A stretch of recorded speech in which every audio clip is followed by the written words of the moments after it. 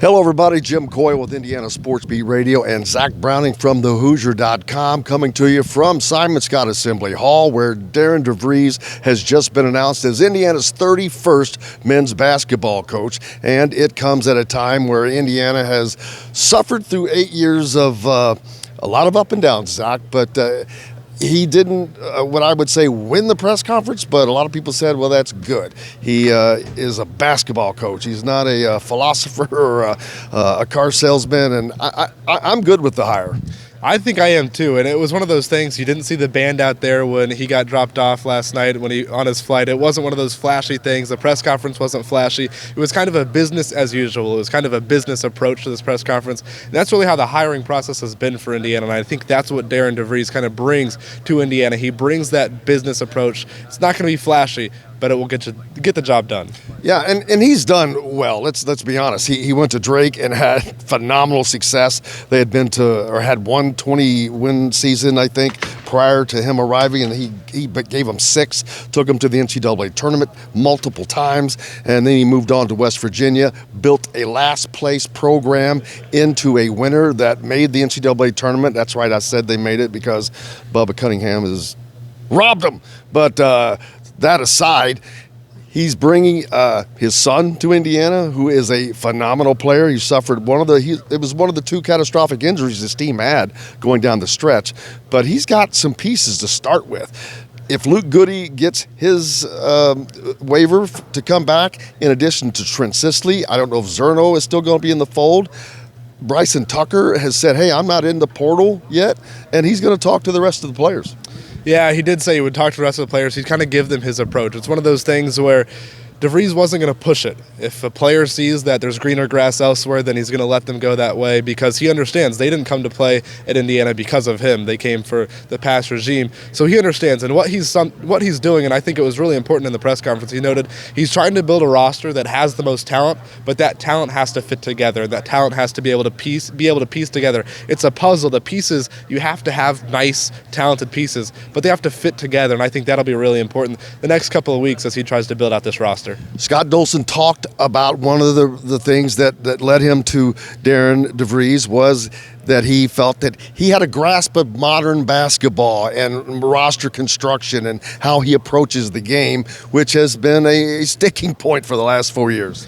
Yeah, he talked specifically about the three-point shot. He, again, mentioned the fact that the talent is important, but he said shooting goes in with it. I believe he said 12 seconds or less. His favorite offensive philosophy is the best time to score is in the first 12 seconds when the defense isn't set and when there's a broken court and the defense is not ready to play defense. He said that shooting goes into that. I think Indiana will look much more modern this year. They'll play more up-tempo. The defense will lead to offense, and there should be theoretically much more three-point shots in Bloomington next season. And he used a lot of words that kind of rang true from a year ago with process and your standards. Reminded you of Curt Cignetti, and I'm not trying to put that in there, but it is a mindset, and you can tell that he's coming in, and Scott Dolson mentioned it, with a plan, with a definite blueprint. Again, use the same words. So there are some similarities there. Although DeVries has more experience at the P4 level.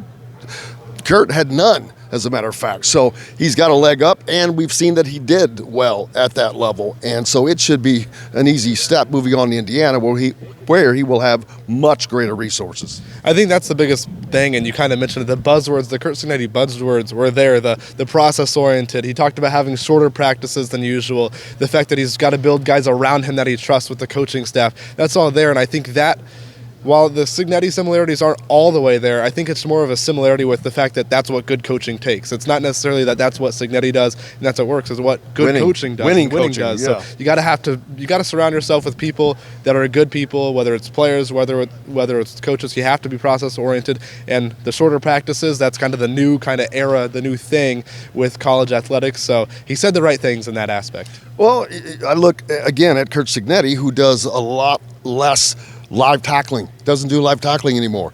boy, they made it through the season with very few injuries last year, and I have to think that had something to do with that. In addition to that, Darren talked about, in addition to the players, the fit of the guys that are still here, whether it's Bryson Tucker, although it has been said that Malik said he's going to enter the portal. It doesn't mean you go. Gabe Cupps, he'll talk to him. Bryson Tucker, is it a fit? Do they like it? Do they want to stay? Trent Sisley is a given. Zerno, I haven't heard anything different on him right now. So, and then his son, like I mentioned, he's going to have a good building spot to build from the ground up. Probably less than what he had when he moved to West Virginia. You're exactly right. He had one returner at West Virginia this past season. He had to build pretty much his entire roster through the portal. But what he did note, and what is important, that yes, this season and maybe next year too, he might have to build through the portal more than he would like, but he did note the importance of building that foundation from a recruiting standpoint, specifically in the Midwest and specifically in the state of Indiana. Yeah, and that will be something we'll keep an eye on. Does he get these five-star guys, the Flory Badungas that leave, the Braylon Mullins that get away, the Jalen Harrelsons that got away. There's a lot of talent that got away from Indiana, and that could challenge. Although, again, the recruiting is different now. It's a mixture of high school and portal, and you've got to find that guy that knows how to make that mixture work with the pieces that fit. And that's what he talked about. He said, yes, the portal will be important, but you've got to find that right mix. And again, I'll go back to what I said earlier. It's about fitting the pieces together. I think that's the biggest thing. You can have the five most talented players on the floor, but if the talented players don't fit together and it's just five basketball players and it's not one team, then it's not going to work. We've kind of seen that in the past couple of years with Indiana. The talent has been there. The connectedness, the togetherness, the way they fit together on the court necessarily hasn't. I think that's what DeVries can bring as a roster construction is concerned.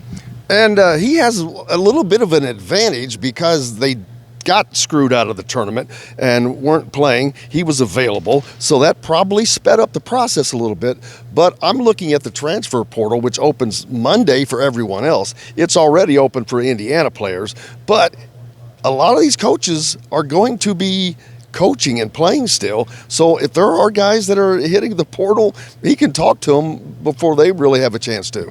There's that, and there's also his high school recruiting class himself. He had a top 25-ish recruiting class in the country coming into this year for 2025. Of course, those guys have asked for releases from their national letter of intent at West Virginia, but that door is still open to come to Indiana, to follow him here from West Virginia to Indiana. So you kind of throw in the 2025 recruits that not only Indiana has, but that West Virginia had, then the portal guys. This roster is going to look different. It's going to be a mismatch of portal guys, maybe some high school guys, but it'll look different. And again, the connectedness is the important thing. He's going to look for that fit. He talked a lot about vetting players on the front end. He said that in order to have success, in order to be successful, you've got to make sure that you do your work on the front end to make sure those guys are bought into what the team wants to do. So I think that process, it's going to have to move quickly, especially with the transfer portal and with those high school kids in the 2025 class. But I think DeVries is the man that can do it. Well, we certainly saw a lot of teams get to do that last year, whether it was Pat Kelsey with Louisville or Mark Pope at Kentucky, of course, Dusty May up in Michigan.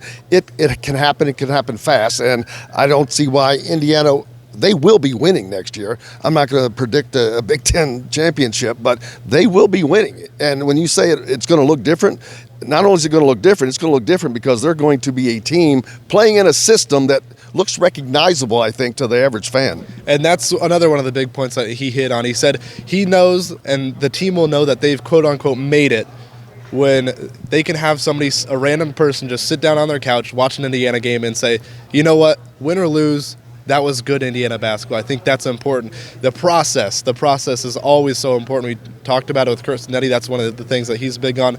But also with Darian DeVries, he's a big process guy. So whether it's win or lose, no matter the results, if Indiana is doing the process correctly, if they are playing good basketball, not playing with the last pace in the entire nation, not playing with the worst field goal percentage, if the process is there, DeVries will be happy and Indiana fans will be happy. And he made it clear to me, at least, that he wants a very inclusive program, talking about all the former players, and it doesn't matter who they played for, whether it was Knight, Sampson, Crean, Archie, it doesn't matter.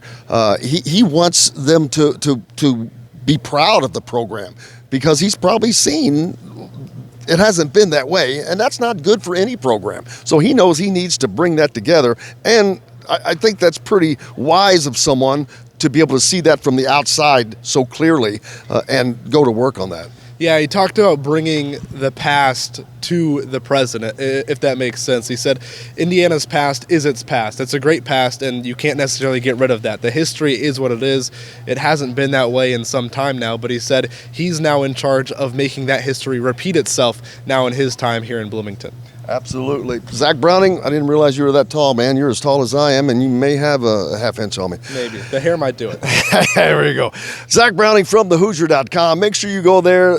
They'll keep you up with all things that are going on, all kinds of content there to let you know. And Jim Coyle with Indiana Sports Beat Radio, of course, back tomorrow with guests to talk about this and more. Bob Kravitz with us as well. Until then, I'm Jim Coyle. I will see you on the radio. For Zach Browning, have a great day.